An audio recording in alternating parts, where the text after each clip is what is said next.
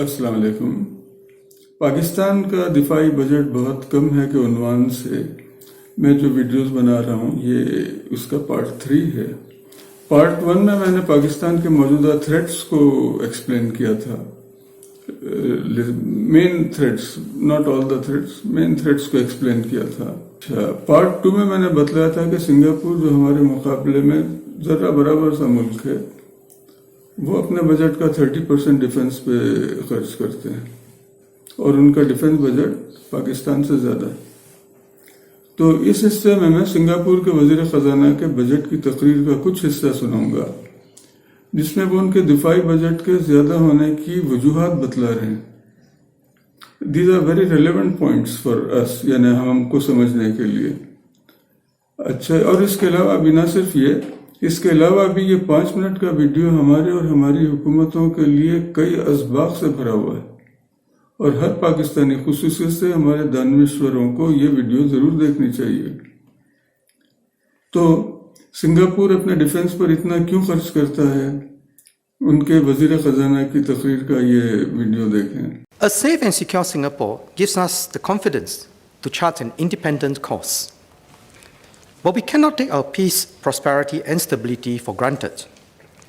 Singapore is vulnerable to the fluctuations in our region and the world. Against an increasingly uncertain geopolitical environment, our commitments to defense and security cannot waver. Diplomacy and deterrence are the twin pillars of our approach. The Ministry of Foreign Affairs works continuously to build good relations with our neighbors and the major powers, and to promote rules-based international order with international laws and norms.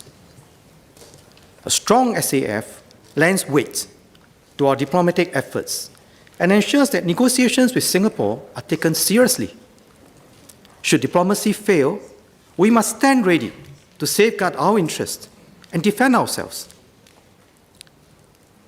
The Home Team also works round the clock alongside other security agencies to ensure a safe environment for all. We now have the Cybersecurity Agency of Singapore leading our efforts to protect our critical information infrastructure from cyber threats and to create a secure cyberspace for businesses and communities.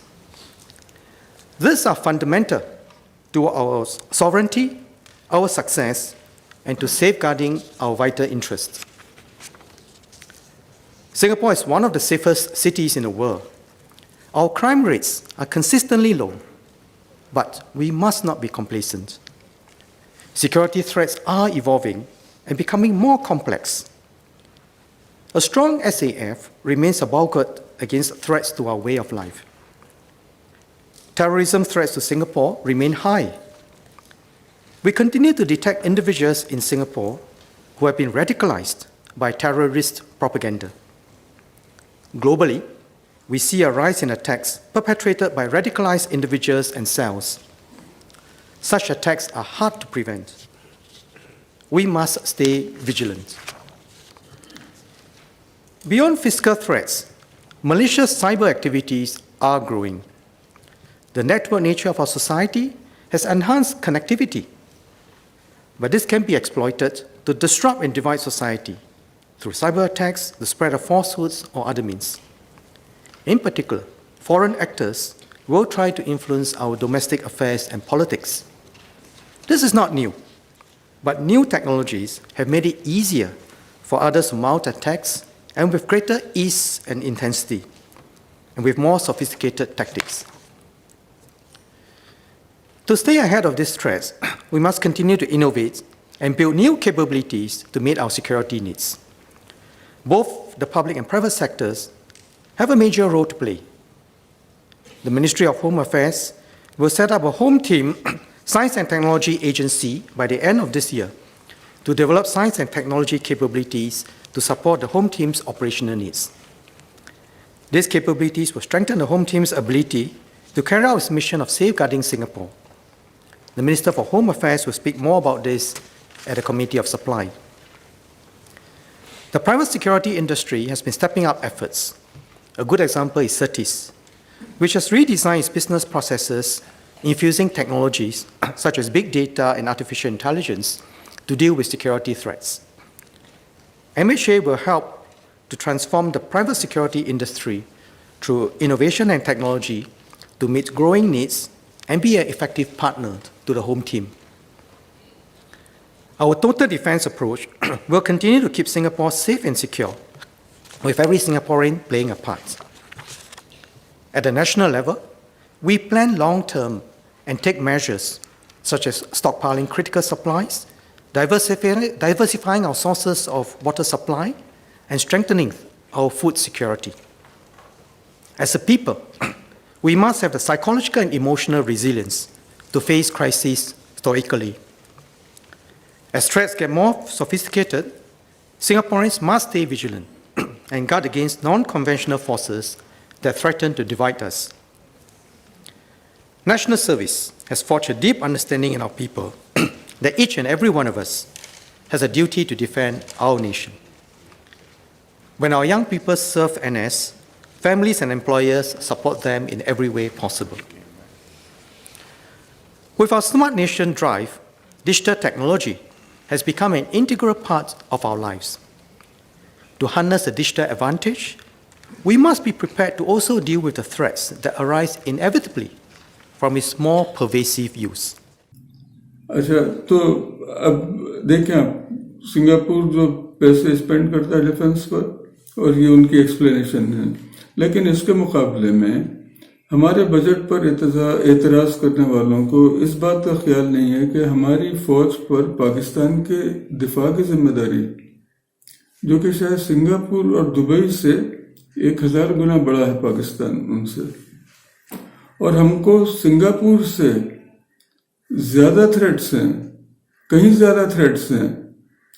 बुनियादी तौर पर ये जो defence budget पर एतराज करते हैं, मेरे ख्याल में सबसे पहले इन्होंने ये प्रोपेगेंडा सुना था शेख मुजीबुर रहमान के ज़माने में, शेख मुजीबुर रहमान से, और वो जब से ही ये राग अलापते हुए चले आ रहे हैं सब, बजाय इसके कि मजीद तहकीक करें इसमें और ग्राउंड रियलिटीज देखें।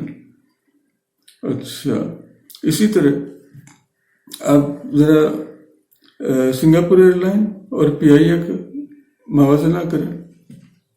छोटा सा मुल्क है, उनके यहाँ कितने जहाज हैं, हमारे यहाँ कितने जहाज हैं, उनका कितने प्रॉफिट है, हमारा कितना प्रॉफिट है, उनका क्या बजट है, सिंगापुर एयरलाइन का हमारा क्या बजट है। इनफैक्ट सिंगापुर एयरलाइन का मुझे इल्म है कि सिंगापुर एयरलाइन का जो रेवेन्यू है सिंगापुर एयरलाइन का, वो पूरे पाकिस्तान के डिफेंस बजट से ज्यादा है।